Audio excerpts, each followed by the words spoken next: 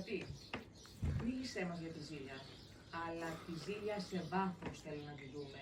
Όχι αυτή την επιφανειακή ζήλια που λένε πολλοί και αναλύουν πολλοί. Θέλω με τον δικό σου τρόπο, σε πολύ πολύ βαθύ επίπεδο, να τη δούμε. Να την εξετάσουμε και να την νιώσουμε, να καταλάβουμε τι γίνεται. Γιατί πιστεύω ότι απασχολεί πάρα πολλούς ανθρώπους. Μάλιστα. Και είμαστε έτοιμοι να ακούσουμε τόσο βαθιά πράγματα για τη ζήλια και να εκθέσουμε τόσο τέτοιο θέμα δημόσια. Η ζήλια, τεράστιο κεφάλαιο και λίγοι άνθρωποι έχουν καταλάβει την βασιλική, έχουν καταλάβει την πνευματική ρίζα της ζήλιας και όλα εκείνα που εργάζεται μέσα στην ανθρώπινη ύπαρξη. Η ζήλια είναι μια τεράστια οχιά, ένα δηλητηριώδες φίδι με όλων των ειδών τα δηλητήρια μέσα της και το μωρό σου, το παιδί σου, η ύπαρξή σου παίζει και χαριτολογεί σε βάθος τη ζήλια. Λοιπόν, άκου μία φράση. Ζήλια ίσον ανικανότητα να χαρείς με την ευτυχία, με τα χαρίσματα, με την θεϊκή διάσταση, με το καλύτερο του συνανθρώπου σου, ακόμα και του πιο αγαπημένου σου, του πιο δικού σου. Ζήλια, επαναλαμβάνω, Σοβαρό. μόνο σοβαρό. Ζήλια είναι ίσον ανικανότητα, όχι αδυναμία, ανικανότητα, οριστική, να χαρείς, αδύνατο να χαρείς την ευτυχία, την γιορτή, τον πλούτο, πνευματικό και υλικό, την ευτυχία, την θεϊκή υπόσταση, το ανώτερο, το καλύτερο του ανθρώπου όλου, ακόμα και του πιο αγαπημένου σου. Ζήλια δεν έχει τίποτα το θεϊκό. Στη ζήλια σήμερα παγκόσμια, και δεν μιλάω τούτη στιγμή μόνο για τα σκιτσάκια που κάνετε και δημόσια, τα αστιάκια αυτά που η γυναίκα παρουσιάζεται εκεί στα μικρά βίντεο, ότι ζηλεύει το αγόρι της και το αγόρι το κορίτσι και γελάτε, αλλά δεν είναι έτσι. Πίσω από εκεί στην πραγματικότητα η ζήλια είναι ο φωνιάς, ο πρώτος φωνιάς της ανθρώπινης ευτυχίας. Εάν πάμε στην ερωτική ζήλια, να πω μόνο τούτο και μετά να ξεκινήσω να σας πω βαθιά πράγματα όσο μπορώ κι εγώ. Θα προτιμούσα να κοιμάμαι με αρκούδα, με λιοντάρι, με ό,τι άγριο θηρίο θες, παρά να ζήσω με ζηλιάρι, με ζηλιάρα. Θα είναι καλύτερα να αντιμετωπίζεις κάθε κίνδυνο παρά να έχεις συνεργάτη ζηλιάρι. Θα ήταν κάθε δυστυχία καλύτερη παρά να πέσεις ή να σε αφήσει ο Θεός στα χέρια κάποιου ζηλιάρι. Λοιπόν, στα βαθιά, Ναι, στα βαθιά. Ζήλια είναι ανικανότητα να χαρώ την ευτυχία, το καλό, το ωραίο του άλλου, το θεϊκό του. Ζήλια είναι, δεν έχει τίποτε το θεϊκό, ούτε καν έχει τίποτε το φυσικό, ακόμα και όταν αυτή η ζήλια υπάρχει στην πτωτική της φύση, εργάζεται εσχατολογικά το θάνατο. Η ζήλια σκοτώνει. Είναι στην εγκληματολογία η πρώτη βαθμή εγκλήματος τα έχει η ζήλια. Μετά έρχεται το συμφέρον το οικονομικό και μετά έρχεται το σεξουαλικό. Η ζήλια που προέρχεται από σεξουαλικά κίνητρα και μετά έρχεται το συμφέρον, το ποιος έχει συμφέρον να γίνει ένας θάνατος, ένα έγκλημα. Λοιπόν, η ζήλια, είπα, δεν έχει τίποτε το θεϊκό μέσα της. Η μυσταγωγία ξεκινάει με δύο πρόσωπα τραγικά που σπέρνουν το θάνατο. Ένας είναι ο διάβολος στην Αγία Γραφή, όπου εκεί μας δείχνει ότι ο διάβολος ανίκανος να χαρεί την ευτυχία του ανθρώπου, που ο Θεός στόλισε τον άνθρωπο με τόσα χαρίσματα, με τη θεϊκή εικόνα, τι λέει? Αμέσως εργάστηκε όχι να χαρεί του ανθρώπου της δωρεά την ευτυχία, αλλά να εργαστεί τον θάνατο. Και γι' αυτό πρότεινε το αντίθετο από τον Θεό και έχουμε τη ζηλοφθονία, έχουμε τον θάνατο, επιδίωξη θανάτου του ανθρώπου. Στο δεύτερο πρόσωπο ο Κάιν, αυτό το περίφημο πρόσωπο που εκφράζει κομμάτι της δική μας ύπαρξης, είναι ο τραγικός εαυτός μας, ο μικρός εαυτός μας, το κομμάτι εκείνο που κοίταγε τον Άβελ, το καλό μας κομμάτι, και ατομικά και στη συνύπαρξη και παγκόσμια, και το συναντάς παντού, μέσα στις θρησκείες, στις φιλοσοφίες, στις κουλτούρες, στην οικογένεια, στη σεξουαλικότητα, στην παιδεία, σε όλα υπάρχει η ζήλια. Αλλά σε όλα εργάζεται ένα πράγμα, το θάνατο. Εργάζεται θάνατο, θα το τονίσω τόσο να το καταλάβετε αυτό το πράγμα. Είναι πολύ σοβαρό. Ο Κάιν σκότωσε τον Άβελ. Γιατί τον ζήλεψε. Γιατί ο Κάιν έδωσε καλύτερη προσφορά, καλύτερη θυσία στο Θεό. Τη στιγμή που αποφάσισε να κάνει το έγκλημα, λέει η Γραφή ότι ο Θεός μίλησε στον Κάιν και του λέει, γιατί είσαι στεναχωρημένος? Αν εσύ πας στο καλό, δεν θα γίνεις καλός. Ο άνθρωπος που ταξιδεύει προς το καλό εαυτό του, που ταξιδεύει προς την πνευματική αρετή, θα γίνει όλος καλός, έτσι γίνεται. Και αν αρχίσεις και πηγαίνεις προς τον κακό εαυτό, θα γίνεις όλος κακός. Και αν αρχίσεις να πηγαίνεις μόνο στα πορνικά, θα γίνεις μόνο πορνικός. Και αν αρχίσεις να πας μόνο στα συμφεροντολογικά, αργά ή γρήγορα αυτό θα γίνεις. Στο μέτρο του δυνατού, αλλά αυτό θα γίνεις. Άρα του λέει ο Θεός, γιατί μπαίνεις σε αυτή τη διαδρομή? Πιο κάτω του λέει είναι αμαρτία, θα μπορέσεις άραγε να ελευθερωθείς.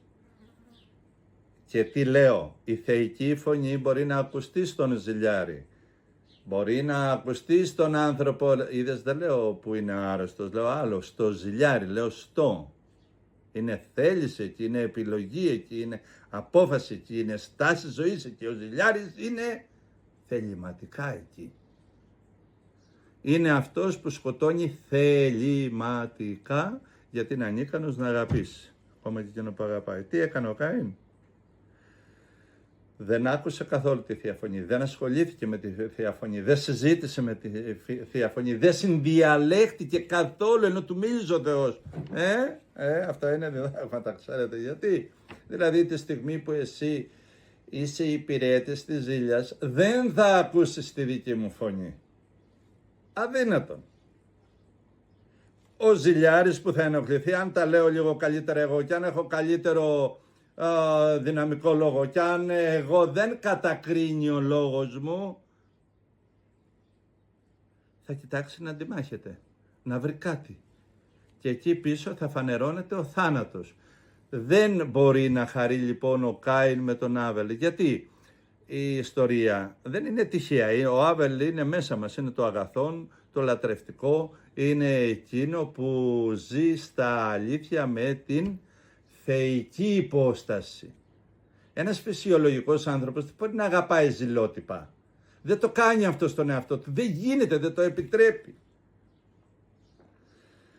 Η ζηλότυπη αγάπη όμως στις κοινωνίες έξω είναι του Κάιν ο έρωτας, που κοιτάει με καχυποψία τον Άβελ, γιατί ο Άβελ μελετούσε τη φύση, μελετούσε την κτήση, μελετούσε τον άνθρωπο, θαύμαζε πως ο σπόρος φυτρώνει, πως αναπτύσσεται, και ο ζηλιάρης τον κοίταγε με υποψία, με καχυποψία. Τι κάνει αυτός τώρα, φαντασμένος, έβρισε μόνο προφάσεις και κατηγορίες. Μέσα του ήταν πολύ ενοχλημένος.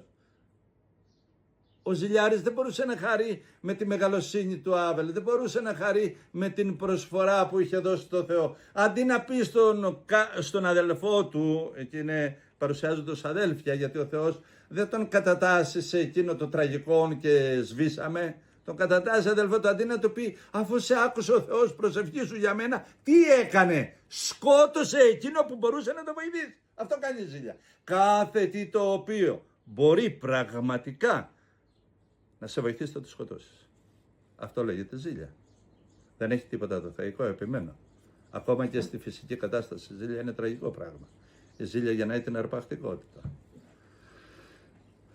Στην παραφύση κατάσταση, ακόμα και στην παραφύση κατάσταση, που όταν ο άνθρωπος είναι τραγικά λερωμένος, δύναται κάθε τι που μπορεί να τον βοηθήσει, να τον σκοτώσει επί τόπου. Αυτό είναι περί της ζήλιας στο ένα κομμάτι. Αν καταλάβαμε τι είπα, είναι φωνιάς. Αν καταλάβαμε ότι βιβλικά σας είπα ότι ο διάβολος φθόνησε. Η ζήλια είναι μία μάνα τεράστια η οποία γεννά και πολλές γένες. Στη αρχή της γέννας της είναι κάθε μορφή παραλογίας. Κάθε μορφή παραλογίας, φυσική, πνευματική, διανοητική, συναισθηματική, φανταστική. Η ζήλια είναι αιτιόν που γεννάει μέσα στα πλήθη, μέσα στους ανθρώπους, μέσα στα οικονομικά συστήματα. Θέλετε να το καταλάβετε. Γεννάει την παραλογία. Οπουδήποτε έχουμε όμως παραλογία, θα δείτε ότι στην πραγματικότητα η ζήλια, ακόμα και την παραλογία που τη γεννάει η ίδια, την φωνεύει, δηλαδή την κάνει ακόμα πιο άκυρη. Γιατί μέσα στο παράλογο ο άνθρωπος μπορεί να διδαχτεί κάποια πράγματα, το παράκανα, το έκανα, φροντίζει και εκείνα να το θεωρείς φυσιολογικό, να σου πείσει, να σε πείσει, να σε διδάξει, να σε μοιήσει, να σε οπωσδήποτε πρέπει να καταλάβεις ότι κάθε τι που έχει φως θέλει να το διαστρέψει, να το σκοτώσει. Δεν αντέχει το φως, δεν αντέχει το ευχάριστο, δεν αντέχει το ανώτερο. Βρε παιδί μου, μπορεί να είμαι εγώ αγόρι σου και εσύ κορίτσι μου και κοίταξε τι θα συμβεί.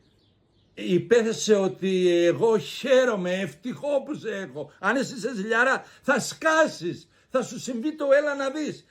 Θα θες με κάθε θυσία, όχι όπως το ζηλιάρι, όχι όπως τον εγωιστή να με ελέγξεις, να με έχεις στο χέρι. Όχι, θα θες να με τσακίσεις. Μία χαρά θα σου μένει. Πότε θα σβήσεις το χαμόγελο από τα χείλη. Η παραλογία της είναι το πρώτο της παιδί. Και αυτό το κακοποιεί. Είναι τραγικό το θέμα. Σαν μάνα λοιπόν είναι μία άκυρη που μπορεί να μισεί τα παιδιά της. Σας βεβαιώνω, υπάρχουν ζηλιάριδες άνθρωποι οι οποίοι ζηλεύουν την αρετή των παιδιών τους. Δεν ζηλεύουν όμως το κατώτερό τους. Υπάρχουν μανάδες οι οποίες από εσωτερική ζήλια δεν επιτρέπουν στο παιδί να είναι ο ουρανός της ψυχής του. Σας φαίνονται παράλογα αυτά? Και εκείνα εκεί έξω που κάνει ζήλια στην καθημερινότητά σας είναι λογικά ή είναι παράλογα? Ο ζηλιάρης, ξέρεις τι λέει? Μα εγώ υποφέρω άνθρωπε μου μέσα στην κτητικότητα, μέσα στην αδυναμία, υποφέρω άνθρωπε μου μέσα στην ανησυχία, έχω αγωνία. Ναι, και ξέρεις τι κάνει? Αντί να θεραπευτεί από το ίσιο, έχει την αξίωση το ίσιο να στραβώσει για να συνυπάρξει μαζί. Είναι μία μάνα που κακοποιεί ακόμα για τα παιδιά της. Γι' αυτό η ζήλια γνώρισμά της είναι να φωνεύει κάθε τι το οποίο δύναται, μπορεί να τη βοηθήσει, να την εξελίξει, να την χαροποιήσει, να της δώσει ζωή. Κορυφή των πάντων στη ζήλια είναι αυτό που με προσοχή σας δείχνω, ότι ζηλεύει, φωνεύει. Ζηλεύω είναι φωνεύω, σκοτώνω, δεν παίζω. Θα σας πω ένα πράγμα. Όταν παλέψει ένας εγωιστής, εγωίσταρος και ένας ζηλιάρης, λέει ένας σύγχρονος Άγιος τον οποίο αγαπάμε πολύ, λέει ο εγωιστής είναι ανίκανος να αγαπήσει. Ανίκανος. Λέει. Στην πραγματικότητα θα λέγαμε ότι ο εγωιστής, θα λέγαμε αν μας αφήσει ο Άγιος αυτός, ότι αγαπάει ο εγωιστής με πολύ λάθος τρόπο, αγαπάει όμως όταν είναι σίγουρος ότι σε έχει. Σε λίγο πιο κάτω, σε έχει ρε παιδί μου, σε διαχειρίζεται. Δεν είναι αναζητάει να σε σκοτώσει. Ο ζηλιάρης λοιπόν που θα βρεθεί με τον εγωιστή για πλάκα τον έχει σκοτώσει. Ο εγωιστής είναι 0 μπροστά στο ζηλιάρη. Για καλαμπούρι τον έχει. Για καραμέλα. Σε ένα δευτερόλεπτο τον έχει σκίσει. Όπου παλέψει η ζήλια με τον εγωιστή, ο εγωιστής έχει πεθάνει σε δευτερόλεπτα. Στην πεμπτουσία η ζήλια στον πυρήνα της είναι ανίκανη να αγαπήσει. Είναι βλάβη η οποία έχει προέλθει μέσα στις ανθρώπινες δυνάμεις και σε ό,τι αφορά τα του ανθρώπου, η οποία είναι τόσο αδύνατη, τόσο άσχετη, τόσο άκερη, τόσο τραγική, μακρινή από την αγάπη και γνώρισμά της είναι να φωνεύει κάθε τι το οποίο αγαπά. Τώρα θα μου πεις, μα αυτό μας το πες. Νομίζετε ότι τα είπα. Πιστεύετε ότι ακούσατε. Δεν έχει έτσι το πράγμα. Διότι η εσωτερική σου ζήλια θα σκοτώσει αυτό που μέσα σου αγαπά.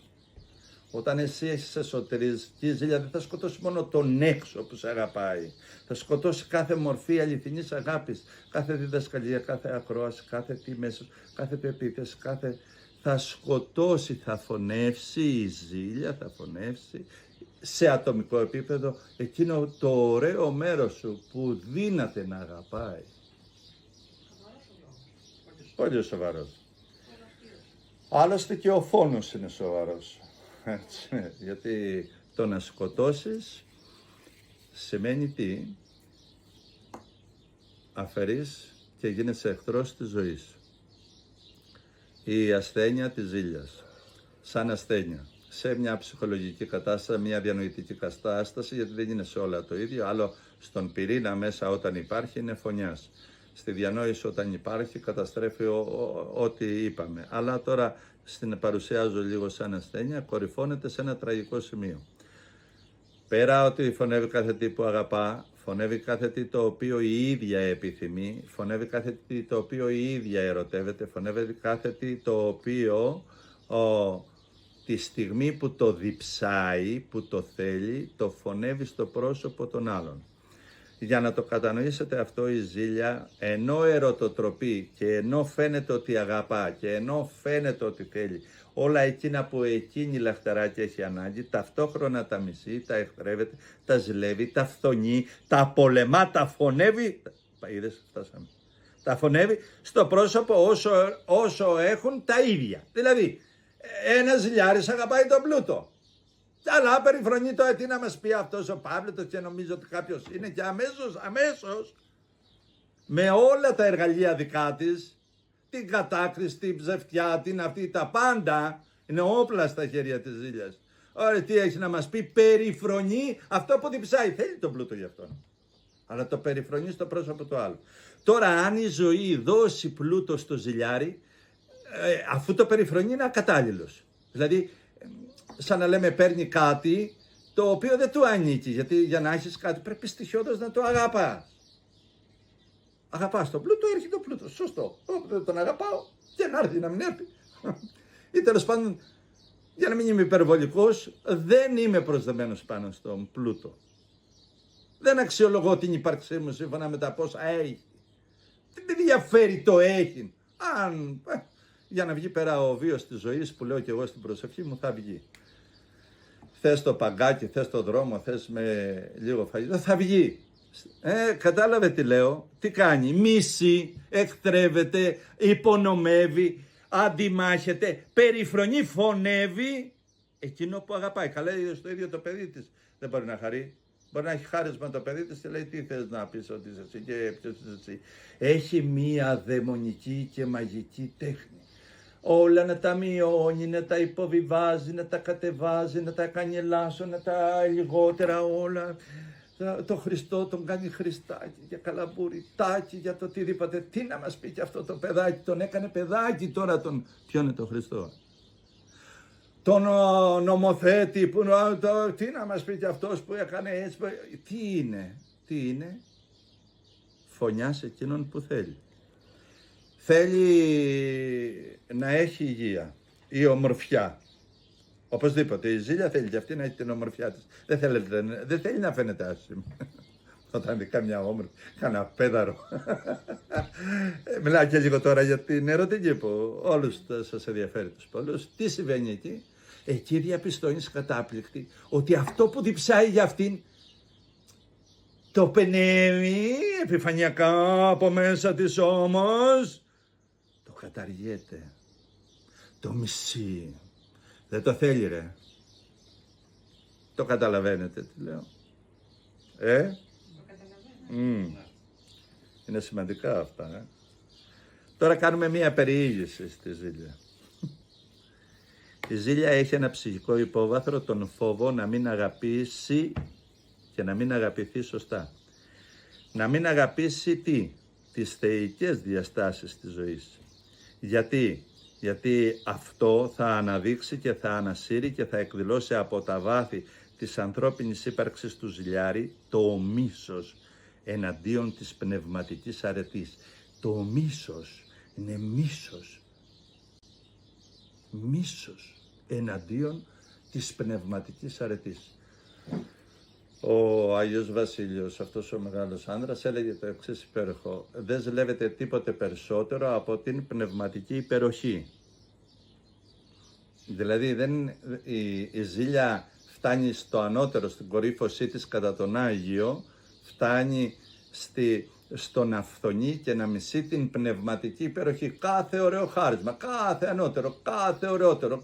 Τι έχεις εσύ? Τέλειο ωραίο λόγο, θεϊκό λόγο. Ο λόγος σου δεν κατηγορεί, δεν προσβάλλει, δεν μειώνει, δεν περιγράφει τις αγάπες σου, την πίστη σου, τα ιδεώδη σου, δεν κατηγορεί, δεν ενδιαφέρεται, δεν είναι αυτή η δουλειά του, κατάλαβες? Είναι θεϊκός.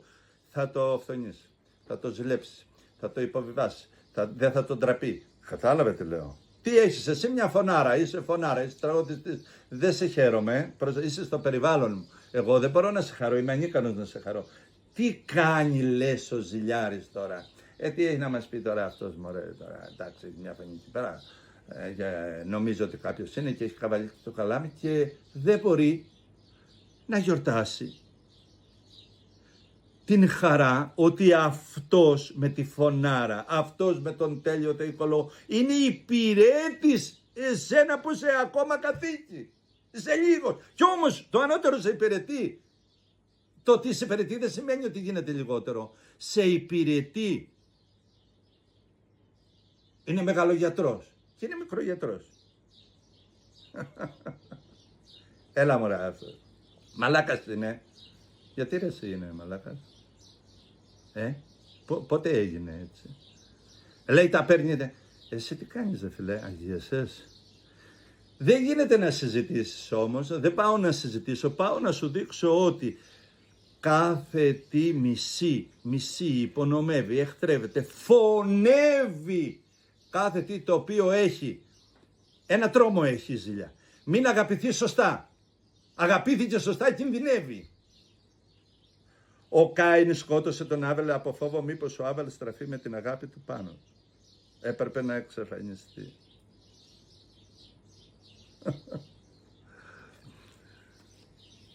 Είναι εχθρότητα εναντίον της πνευματικής αρετής. Αγαπάει τον πλούτο, τον υπονομεύει.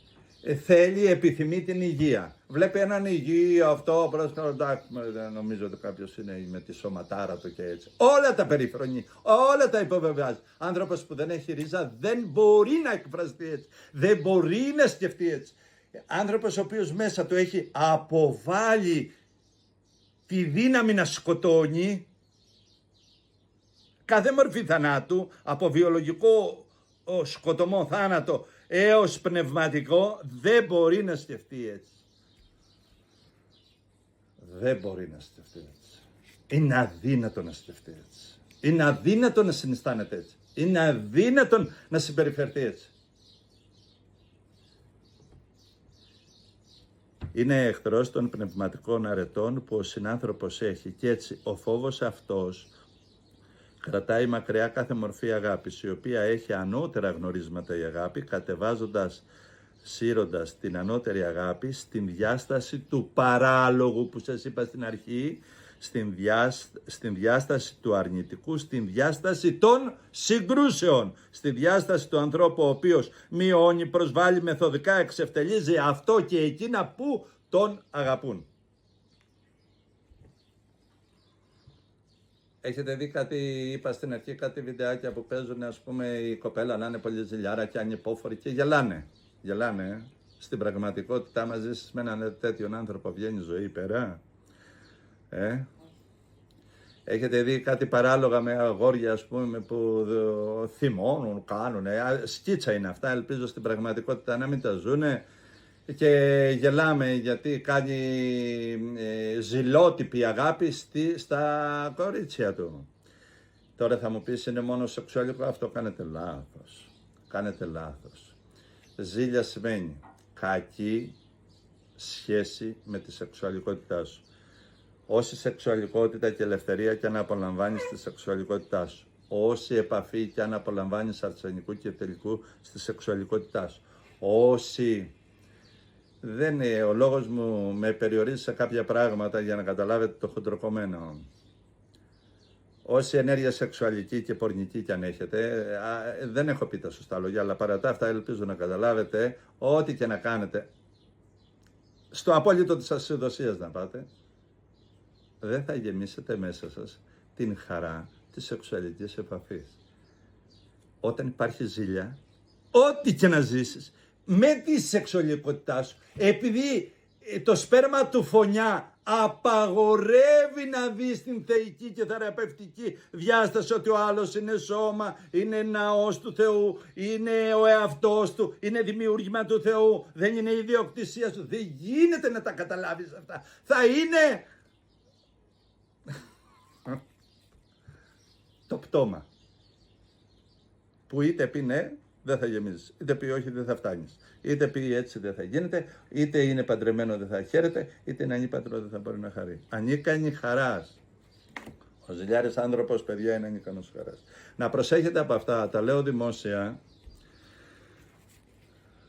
γιατί είναι σύμφωνα μέσα στο έργο μου, στα βιβλία μου μιλάω πολύ για αυτές τις δυνάμεις και εδώ δεν μιλάω για την περίπτωση που ο άνθρωπος έχει επικοινωνία με σατανά και ο άνθρωπος θεληματικά εργάζεται πονηρά έργα, γιατί αν πάμε σε μία φράση θα σας πω, ο ζηλιάρης που έχει επαφή με πνεύμα πονηρό, δηλαδή με οντότητα και το ξέρει, μπορεί να είναι από μεγαλοκυβερνήτης, από μεγαλονομικό, από οτιδήποτε στον κόσμο τον δημόσιο, στον ιδιωτικό, να είναι ό,τι θέλει, αλλά επειδή αποδίδει λατρεία για να πάρει διάφορες δυνάμεις, θα βρεθεί να υπηρετεί εκείνα που ντροπιάζουν την ανθρώπινη ωραιότητα.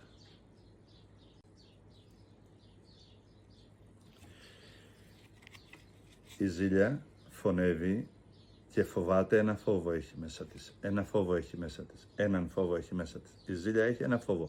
Μην τυχόν την αγαπήσεις θεϊκά. Αγάπησέ τη ζηλότυπα. Αγάπησέ τη σαν τρελός. Αγάπησέ τη σαν κοσμικός. Αγάπησέ τη σαν ηλίθιος. Σαν τρελός. Αγάπησέ τη όπως θες, ρε παιδί μου. Βάρα τη, τίμηστη, κάτι ό,τι θες. Αλλά όχι θεϊκά. Άπαξε την αγαπήσεις θεϊκά.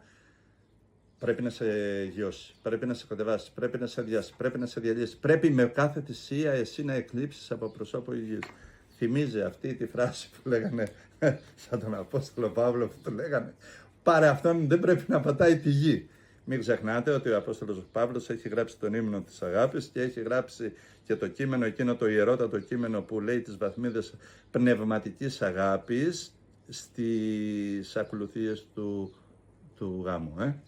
Αυτά έχουν από μέσα τους, έχουν ένα πυρήνα. Είναι ο άνθρωπος ελεύθερος, είναι ο άνθρωπος ικανός να χαρεί την ευτυχία του άλλου, ικανός να αντιληφθεί ότι όλα τον υπηρετούν. Εγώ ακούω ένα τραγουδιστή, ανθρωπίνος μιλάω, ένα τραγουδιστή με υπέροχη φωνή. Δεν κομπλάρω ή δεν έχω άγχος γιατί δεν το έχω εγώ ή δεν το έχει κάποιος άλλος που εξυπηρετεί εμένα, κατάλαβες. Χαίρομαι την υπηρεσία. Είναι ένα δυνατό μυαλό και είναι πάρα πολύ μεγάλος επιστήμονας, διακεκριμένος. Με αυτό είναι χαρά μου, είναι ευτυχία. Είναι δικός μου, είναι υπηρέτημο. Θυμώσαμε τον υπηρέτημο. Γίνεται αυτό. Ο Χριστός ήρθε ως υπηρέτης, Θεός, και λέει ήρθα ή να υπηρετήσω. Γιατί αν δεν υπηρετείς την ευτυχία του ανθρώπου, την ευτυχία, η παιδεία σου αν δεν υπηρετείς την ευτυχία, η νομοθεσία σου την ευτυχία του ανθρώπου, παιδιά κοροϊδεύεστε, θα πετύχει. Γίνεται να πετύχει η επιστήμη, η ιατρική, γίνεται η φιλοσοφία, γίνεται αν δεν υπηρετείς την ευτυχία του ανθρώπινου όντως, της υποστάσεως του ανθρώπου. Πώς θα πετύχει το σκοπό της, πώς θα δικαιώσει την ύπαρξή της. Τι γίνονται αυτά, παιδιά. Λοιπόν, βαθιά δεν ήθελες, πιο ουσιαστικά πάμε. Αλλά πας πολύ βαθιά. Κι άλλο θα πάμε λίγο. Λοιπόν, γι' αυτό λέει ο Μεγάλος Βασίλειος, δεν ζηλεύεται περισσότερο και δεν φθονείται περισσότερο από τους ανθρώπους παρά η πνευματική υπεροχή. Ταυτόχρονα όμως αυτοί που πάσουν από αυτή τη βαθιά και αρρωστημένη και δαιμονική κατάσταση της ζήλιας, που μισούν δηλαδή την πνευματική υπεροχή είτε ενσυνείδητα είτε ασυνείδητα, παρά τα αυτά παραμένει ένα, το ότι πάντοτε ένα έργο εργάζεται να σκοτώσει, προσέχετε τη λέξη, δεν είναι κάποια άλλη, να σκοτώσει την πνευματική υπεροχή. Και σε ζηλότυπες αγάπες, τις ανθρώπινες, θα φτάσει να σκοτώσει. Να σκοτώσει το μεγαλείο που έχεις, να σκοτώσει τη χαρά που έχεις, να σκοτώσεις τη δυναμική που έχει, η ζήλια, η εσωτερική. Τι θα κάνει σε μια σχέση ανδρός-γυναικός? Κάθε πηγή δύναμη σου θα τη σκοτώσει, θα την υπονομεύσει. Δεν θα πρέπει να είσαι δυνατός, άνθρωπε μου, όχι για να σε έχει. Για να σε έχει μπορεί να το κάνει αυτό ο ζηλιάρης, ο εγωιστής, που θέλει να σε διαχειριστεί, κατάλαβες, να είσαι μέσα στον χώρο της ιδιοκτησίας. Λοιπόν, η πνευματική υπεροχή. Ο μεγάλος αυτός ο Άγιος Βασίλειος, και αυτό που είπε, δεν μπορεί να γίνει πραγματικότητα. Μη σας τρομάζει ο λόγος που λέω. Δεν μπορεί κανένας άνθρωπος στον πλανήτη να φτάσει στο τέρμα στην εσχατολογική ζήλια, να μισήσει, να φθονήσει την πνευματική υπεροχή. Αίτιον πολλών ανθρώπων που κυνηγάνε τον Χριστό, που τον μισούν τον Χριστό, που την πίστη του, το λόγο του, τα αυτά του, είναι η ρίζα. Η ρίζα τους είναι η ζήλια. Δεν αντέχουν το ανώτερο. Γιατί να χαρούν με τον υπηρέτη τους, Θεό που τους υπηρετεί, αυτοί θέλουν κάτι άλλο, το εγώ τους. Είναι νομιζόμενη η φαντασία τους. Για να φτάσει όμως εκεί στο εσχατολογικό που λέει ο Άγιος Βασίλειος, ότι αυτή είναι, και σου δείχνει ότι από το ελάχιστο μέχρι εκεί, συμφωνώ, αλλά πρόσεξε τι θα σας δείξω. Εάν δεν εκφραστεί η παιδική ανώριμη ζήλια, δεν μπορεί να φτάσει στο τέρμα της η άλλη. Ο Κάιν, λέει, ζήλεψε τον αδελφό του, και ο αδελφός είναι ο συνάνθρωπος, και ο αδελφός είναι το ιερό μέρος μας, και ο αδελφός είναι η καλή μας σκέψη, και βλέπουμε η κακή να αντιμάχεται την καλή. Γιατί να την αντιμάχεται, αφού η κακή δεν κινδυνεύει από το καλό κινδυνεύει από το κακό. Κινδυνεύει όσο είναι μέσα στην ανθρώπινη σφαίρα και όσο η ανθρώπινη θέληση μπορεί να μετακινηθεί. Διεκδίκηση. Η ανδρική, η παιδική ζήλια είναι, θα λέγαμε, ο δρόμος, η ανοριμότητα, η επιπολαιότητα, η προχερότητα. Δεν θα την αναλύσω την παιδική ζήλια, έχω γράψει κάποια κείμενα σε αυτό, αλλά δεν είναι για την ώρα. Πάντως σας λέω, είναι ο δρόμος, η άσφαλτος που πάνω κυλάει όλη η διαδρομή της δύναμης αυτού που είναι ζηλιάρης ή αυτής που είναι ζηλιάρα, του θανάτου, της ικανότητας του να σκοτώνει. Η ζήλια δεν έχει μόνο ατομικό επίπεδο και δεν έχει μόνο ζήλια μεταξύ ζευγαριού, ζήλια μεταξύ μαθητών, ζήλια μεταξύ καθηγητών, ζήλια μεταξύ γιατρών, ζήλια μεταξύ πολιτικών, ζήλια μεταξύ κρατών. Δεν έχει μόνο αυτό. Είναι αίτιο θανάτου. Κάθε πόλεμος βαθιά ρίζα έχει. Την απνευμάτιση, το μη πνευματικό υπόβαθρο του ανθρώπου. Όταν ο άνθρωπος δεν είναι πνευματικός, δημιουργεί πολέμους. θα δημιουργήσει? Ευτυχίες, η γαλήνη. Και ναι, μεν εσύ το κράτος σου έχει, δεν ξέρω τι, έχει λάχανα, θα έρθω να στα πάρω, δεν με ενδιαφέρει. Αν πεθάνεις εσύ, έτσι εγώ. Θα εργαστώ το θάνατο, την αρπαγή. Δεν υπάρχει, είναι παράλογο, δεν υπάρχει. Τι κυβερνάει τον πλανήτη σήμερα? Τα συμφέροντα, ποια συμφέροντα? Δεν με ενδιαφέρει εμένα αυτό. Σου δείχνω ότι δεν έχει μόνο ατομικό, ούτε κοινωνικό, ούτε ιδεολογικό. Έχει παγκόσμιο υπόβαθρο, έχει την ρίζα ότι όσο ο άνθρωπος υπηρετεί τον μη πνευματικό άνθρωπο και ο άνθρωπος δεν γίνεται πνευματικό, δεν είναι άνθης η ανθρώπινη υπόσταση, είναι παρουσία Θεού, άνθρωπέ μου, και εσύ την κάνεις παρουσία του εγώ, παρουσία της τραγικότητας, παρουσία της βλακείας, της επικίνδυνοτητας, του τραγικού λόγου. Πρόσεξε τη διαφορά. Ο εγωιστής άνθρωπος και όλα τα πάθη που είναι πάνω στον άνθρωπο. Ειδικά σου μας μιλάω για τον εγωιστή σαν μεγάλο αντίπαλο. Ο εγωιστής είναι άρρωστος λόγος, ο οποίος αντιμάχεται τη θεϊκή φύση του ανθρώπου. Η ζήλια όμως δεν την αντιμάχεται. Η ζήλια επιζητεί τον θάνατο της πνευματικής υπεροχής και του μεγαλείου του ανθρώπου. Επιζητεί τον θάνατο. Δεν την αρκεί να σε υποτάξει. Δεν την αρκεί να σε προσβάλλει, να σε μειώσει. Να σε μειώσει. Τα καταλαβαίνουμε αυτά? Νομίζω ναι. Αλλά είναι και πολύ βαθιά όλα αυτά τα παιδιά, έτσι. Εντάξει, επειδή τα γράφουμε θα τα ακούσουμε πάλι και πάλι και θα δούμε.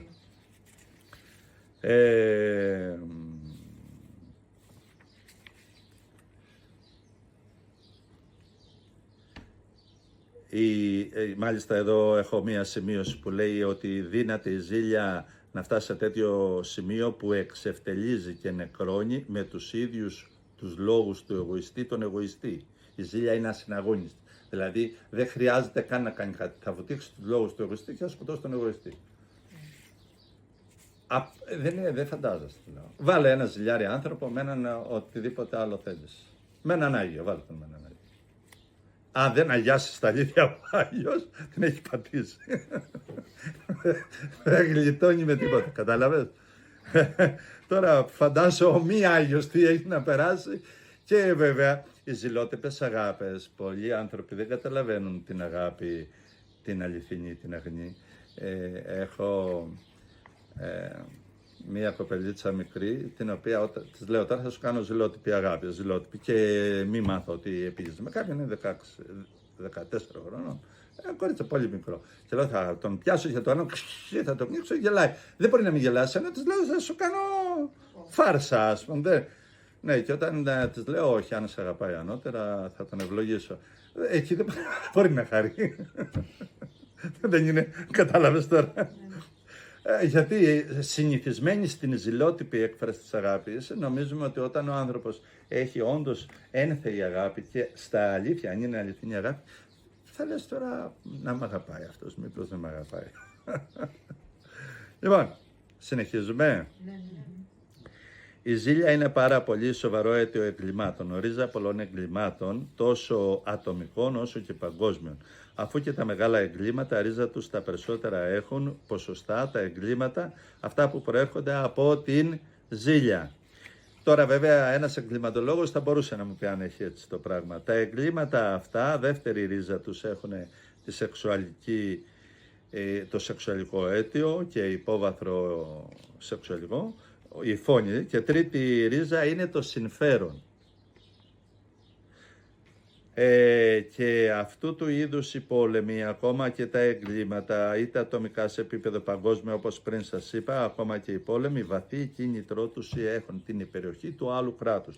Την υπεροχή και την θαυμά. Δηλαδή ένα κράτος μπορεί να έχει πολύ πλούτο, δεν ξέρω τι πλούτο έχει, πετρέλαια, μέταλλα, δεν ξέρω, δεν με ενδιαφέρουν με αυτό, θάλασσες, δεν ξέρω.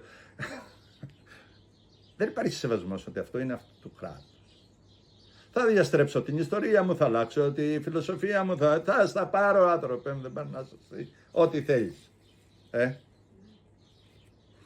Λοιπόν, θα πω και κάτι πάρα πολύ ιδιαίτερο. Δεν γίνεται να υπάρχει πλεονέκτης άνθρωπος χωρίς να έχει βαθμούς ζήλια μέσα τους.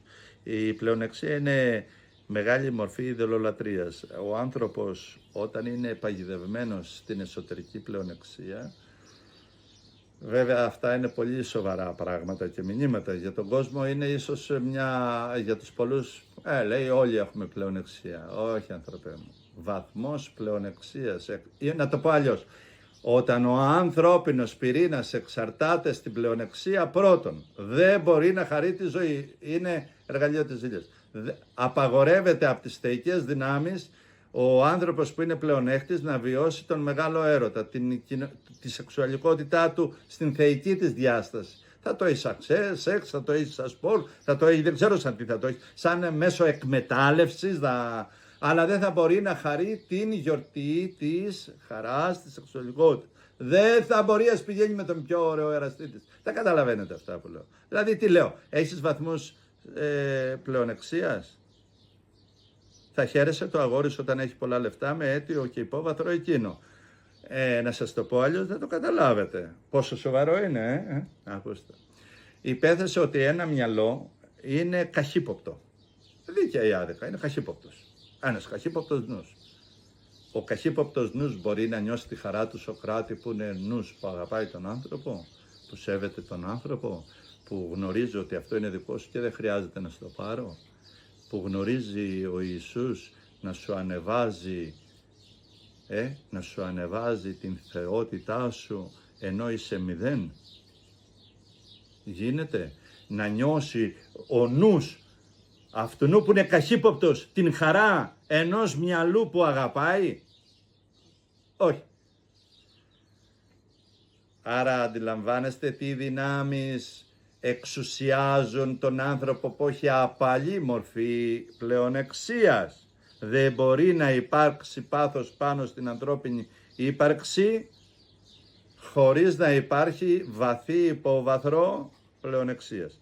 Αν άνθρωπος έχει απαλλαχτεί από την πλεονεξία, τυχόν τα πάθη που γνωρίζετε ή το πτωτικό του ανθρώπου ή η ανισότητα, η μικρή, το άγχος του ανθρώπου ή η ανθρώπινη ατέλειά του θα είναι τόσο ελαφριά που εύκολα θα προσπερνάει ο άνθρωπος. Κατάλαβες, θα την υπερπηδάει εύκολα. Λοιπόν, λέω δεν γίνεται να υπάρχει πλεονέκτης άνθρωπος χωρίς να έχει βαθμούς ζήλιας, μεγάλης και επικίνδυνης. Είναι σχεδόν αδύνατο να υπάρχει πλεονεξία χωρίς βαθμούς ισχυρότατης εσωτερικής ζήλιας. Άρα ένας άνθρωπος που θέλει να απαλλαγεί από την καταδυνάστευση της πλεονεξίας και όλα όσα γεννάει η πλεονεξία και επιφέρει στη ζωή του, θα πρέπει να φροντίσει στοιχειωδώς να μην εκφράζει βαθμούς ζήλιας, δικαιολογημένης και αδικαιολόγητη. Θα πρέπει να γυμνάσει τον εαυτό του να αγαπάει, να χαίρεται με το καλό το δικό σου, με το άλλο.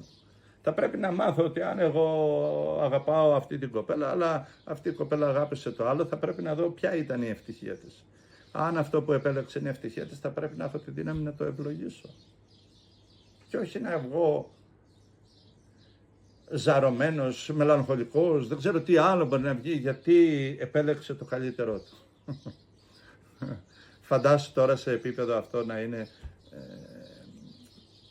ο μικρός γιατρός τον μεγάλο, και μικρός δεν εννοώ στις ηλικίες και στο όνομα, αλλά στην όντως υπηρεσία του ανθρώπου, της επιστήμης του. Πόσο ο άνθρωπος θα χαιρόταν τη ζωή. Φαντάσου ένα κράτος που βλέπει ένα πλούσιο κράτος, αλλά δεν κοιτάζει τώρα πώς να το κατασπαράσει, να το λαιλατίσει και να το εκμεταλλευτεί. Γνώρισμα του κατώτερου είναι η αρπαγή, γνώρισμα του κατώτερου είναι η υποδούλευση, γνώρισμα του κατώτερου είναι να σε ελέγχω εγώ. Κανένα ανώτερο πνεύμα δεν έχει καμία ανάγκη να σε εξουσιάσει. Δεν έχει ανάγκη ο Χριστός, δεν έχει ανάγκη ο Πλάτωνας, δεν έχει ανάγκη ο Αριστοτέλης. Δεν έχουν ανάγκη να σας εξουσιάσουν. Δεν γίνεται. Είναι έξω από την φύση τους. Τα καταλαβαίνετε αυτά? Η ζήλια λοιπόν γεννάει μέσα της την πλενοεξία. Ιδιαίτερα μία μορφή πλεονεξίας που δεν τη γνωρίζουν οι άνθρωποι, και εδώ θα την πω περιγραφικά με λίγο λόγια. Υπάρχουν βαθμοί πλεονεξίας πολύ ισχυροί. Ένας από τους βαθμούς αυτούς της πλεονεξίας είναι η λογική πλεονεξία. Μία πλεονεξία που δεν φαίνεται ότι είναι βλάπτη. Είναι ένα ζευγάρι που ο ένας δουλεύει στο εργοστάσιο και άλλος στο εργοστάσιο. Η κοπέλα ή το αγόρι λέει θέλω ένα σπιτάκι. Ένα σπιτάκι όμως για να το φτιάξεις όπως πρέπει χρειάζεται σήμερα σε σημερινά κόστη ο εργάτης που δουλεύει σε ένα εργοστάσιο και παίρνει 1.000 ευρώ θέλει 200 χρόνια, 150 χρόνια να δουλεύει να φτιάξει ένα σπίτι φυσιολογικό, χωρίς να τρώει, χωρίς να πίνει, χωρίς να αυξηθεί τίποτα, χωρίς τίποτα. Δηλαδή να είναι όλος ο μισθός του εκεί. Ναι, του λέει η κοπέλα του, εγώ θέλω ένα σπίτι. Τι λογικό δεν είναι, τι του ζητάει, είναι λογική πλέον. Τι του ζητάει, κάτι απλό. Θέλω ένα σπιτάκι. Ο άλλος όμως πεθάνει, έχει τελειώσει. Κάνει το λογαριασμό μαθηματικά και έχει τελειώσει. Λοιπόν, έρχομαι τώρα, αφήνω τις λίγες σημειώσεις και αυτά που μας βοήθησαν να σου πω κάτι. Η ζήλια έχει πολλούς βαθμούς και πολλές μορφές πάνω στον άνθρωπο. Έχουμε πολλούς βαθμούς και διαφορετικούς βαθμούς ζήλιας. Δηλαδή, έχουμε τη διανοητική, τη συναισθηματική, τη ζήλια στα ζευγάρια, τη ζήλια στον κόσμο, τη ζήλια στα κράτη, όπως σας είπα. Θυμίσω ότι η ζήλια εργάζεται το θάνατο. Δεν είναι απλός λόγος που αντιμάχεται τη ζωή. Είναι λόγος ο οποίος επιβάλλει το θάνατο της ζωής. Ανίκανος ο άνθρωπος που ζηλεύει να αγαπήσει. Ικανός να σκοτώσει ό,τι τον αγαπά. Και το πρώτο που σκοτώνει είναι ο Άβελ μέσα του, το καλό εκείνο μέσα του.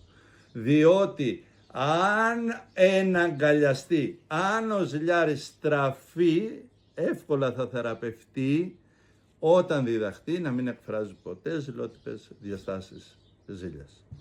Επειδή έχει μακρύνει υψηλά ο λόγος μας, ελπίζω να σου έδωσα να καταλάβεις, Βασιλική, εσύ που γράφεις και πράγματα πάνω σε αυτά, να θυμάσαι ότι και οι ακροατές, κι αν όλα δικαιολογούνται στον άνθρωπο, η ζήλια δεν δικαιολογείται.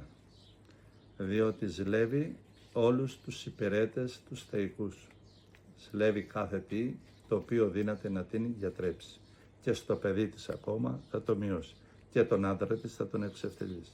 Και τον εαυτό της, τα χαρίσματά του θα τα θάψει και θα τα κρύψει σε ένα σουδάριο. Όπως είπε ο Χριστός για κάποιον που είχε ένα χάρισμα. Λέει, ήξερα, του λέει ότι είσαι ένα παλιάνθρωπος, θερίζεις, κάνεις, του λέει παίρνεις, ζητάς από εκεί που δεν παίρνεις. Αυτός που του το είχε δώσει. Να, του λέει, μου έδωσε ένα, πάρ' το ένα. Αναγνωρίζω όμως είναι δικό του. Αλλά δεν εργάστηκε τίποτα με εκείνο. Ούτε για τον εαυτό του, ούτε για τα παιδιά του, ούτε για την κοινωνία, ούτε για το κράτος, ούτε για τον πολιτικό, ούτε για κανέναν. Το έδαψα, του λέει, πάρ' το πίσω. Κοίτα μίσος. Κοίτα τι του λέει. Ξέρει, τον κρίνει, τον κατακρίνει. Κατηγορία αυτόν τον ευεργέτη που του έδωσε και το ένα καταλαβαίνεις ότι είναι η ελευθερία της υπάρξεως, ναι. Η ικανότητα να είσαι θεϊκό ή τραγικό. Αυτά. Παναγιώτη, βαθύς και ουσιαστικός ο λόγος σου. Δεν ξέρω αν ακούγεσαι βαθιά. Βαθιά και ουσιαστική απάντησή σου. Ευχαριστούμε πάρα πολύ. Πραγματικά ήταν υπέροχο όλο αυτό. Και μπήκαμε σε πολύ βαθιά παιδεία και νομίζω ότι υπάρχει και άλλο βάθος που υπάρχει να πας παραπέρα, ναι. Αλλά χρειάζεται χρόνος και έχει και συνέχεια. Ευχαριστούμε πάρα πολύ. Εγώ ευχαριστώ, ναι. Να μην ζηλεύετε, εντάξει. Ναι. Ούτε να χαίρεστε με τις ζηλότυπες αγάπες. Όταν τα βλέπετε αυτά να κάνετε γρήγορα στροφή και να αλλάζετε κατεύθυνση. Αυτά δεν είναι παιχνίδια, γεννάνε πολλά προβλήματα, γεννάνε διχόνιες, γεννάνε μίση, γεννάνε εμπάθειες, γεννάνε τραγικότητες, γεννάνε ειδικά ψευδομαρτυρίες. Οι μεγαλύτερες μορφές συκοφαντίας είναι εκ ζήλιας. Ναι. Και αυτά είναι θάνατος, εργάζεται το θάνατο της ευτυχίας του συνανθρώπου. Ενώ ο άνθρωπος είναι πλασμένος να εργάζεται την ευτυχία του συνανθρώπου.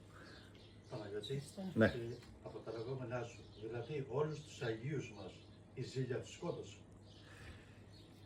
Στο βάθος του πράγματος, αν σκότωσε τους Αγίους μας ζήλια, τους σκότωσε ναι η ζήλια, αλλά τους σκότωσε και κάτι πολύ πιο ισχυρό, θα λέγαμε, μαζί με τη ζήλια. Ο πόλεμος που έχει γίνει στους αιώνες στο πρόσωπο του Χριστού δεν είναι μόνο σε βαθμό ζήλιας, αλλά είναι σε βαθμό λατρείας. Είναι η λατρευτική ζήλια εκεί. Έχουμε πια ξεχάσει την φυσική ζήλια, την ανθρώπινη ζήλια όπως την ξέρουμε, τα συμφέροντα της ζήλιας. Είναι στο βάθος κάθε πολέμου, ατομικού και παγκόσμιου, στο βάθος κάθε συμφέροντος ατομικού και παγκόσμιου, κρύβεται ο λατρευτικός πόλεμος. Οι πονηρές δηλαδή δυνάμεις αντιμάχονται την θεϊκή φύση του ανθρώπου και θέλουν να πάρουν εκείνο το μέρος της καρδιάς του, να το ελέγχουν, να είναι υπό και ο άνθρωπος να είναι στο σκοτάδι. Γι' αυτό και άνθρωποι οι οποίοι εργάζονται μέσα στον παγκόσμιο άνθρωπο το σκοτάδι, θα ήταν καλύτερα να αλλάξουν γρήγορα πλευρό, να αλλάξουν γρήγορα κατεύθυνση. Τέλος πάντων, να κάνουν ό,τι θέλουν. Δεν είναι εκεί το ζήτημα για μένα, δεν είναι ηθικό ή αν πρέπει δεν πρέπει. Στο βάθος του πράγματος, στην ερώτησή σου, αν οι Άγιοι μας πέθαναν από αυτό, σου λέω είναι ο λατρευτικός πόλεμος. Εκεί δεν έχει αν ζηλεύω, θέλω να σκοτώσω το Θεό σου. Και ο ανώτερος Θεός και ο αληθινός Θεός, η γιορτή της ζωής, εκείνο το Χριστόν που μας επισκέφτηκε, είπαν όλοι εδώ, οι δικοί μας ψεύτικοι θεοί, ας πεθάνει αυτός. Να πάρουμε, όπως είπε ο Χριστός, ή να του αρπάξουμε την κληρονομιά. Αυτός λέει είναι, να την πάρουμε εμείς. Ναι. Παναγιώτη, να τολμήσω μία ερώτηση, αν και υποψιάζομαι την απάντηση. Δύναται ένας άνθρωπος που έχει ζήλια μέσα του να φωνεύσει αυτή τη ζήλια μέσα του και να ελευθερώσει τη θέλησή του? Μπορεί να φτάσει σε αυτό το σημείο? Αν μπορεί να ελευθερωθεί άνθρωπος από τη ζήλια. Ναι. Πες μου που θα καταφύγει, να σου πω, αν καταφύγει στα φάρμακα δεν θα βγάλει άκρη. Για μένα. Αν καταφύγει στο Θεό. Εντάξει, τώρα το τι Θεό γνωρίζει ένας Κινέζος, ένας Ινδουιστής, ένας Μωαμεθανός, οι θεοί των ανθρώπων, οι πολλοί είναι ικτροί θεοί και τραγικοί και μπορούν να σκοτώνουν άνετα. Αν επιλέξει Θεό που σκοτώνει, ο δικός μου Θεός απαγορεύει το θάνατο. Αν μιλάμε για το Χριστό και να αγκαλιαστεί με το Χριστό, πάνει δόξα σε Αυτόν. Ότι Χριστός εν Χριστώ. Ναι. Ναι. Πολύ ευχαριστώ λοιπόν. Ευχαριστούμε και εμείς.